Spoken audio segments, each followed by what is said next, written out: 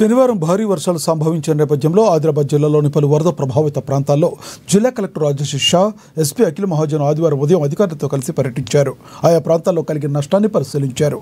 అవసరమైన చోట వైద్య శిబిరాలను ఏర్పాటు చేసి అంటు రోగాలు ప్రబలకుండా తగు చర్యలు చేపట్టారు.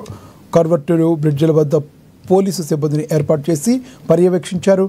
రాగల 24 గంటల్లో మళ్లీ వర్ష సూచన ఉందనే హెచ్చరికలతో డిఆర్ఎఫ్, ఎస్డీఆర్ఎఫ్ బృందాలను అలర్ట్ చేశారు. జిల్లా యంత్రాంగం పూర్తి సిద్ధంగా ఉండేలా చర్యలు చేపట్టారు. ఇలాంటి అత్యవసర పరిస్థితుల్లోనైనా వెంటనే స్పందించేందుకు ఏర్పాట్లను పూర్తి చేసినట్లు కలెక్టర్, ఎస్పీ తెలిపారు.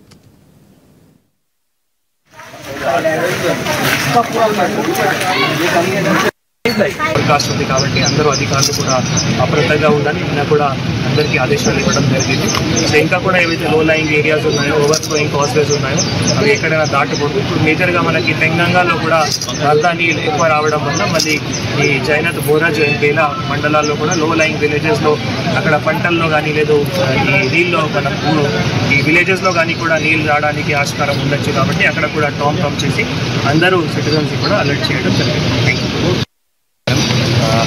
నిన్న ఫ్లడ్స్ వచ్చినాయి, అంటే కొంచెం రెయిన్ఫాల్ బాగానే వచ్చినాయి.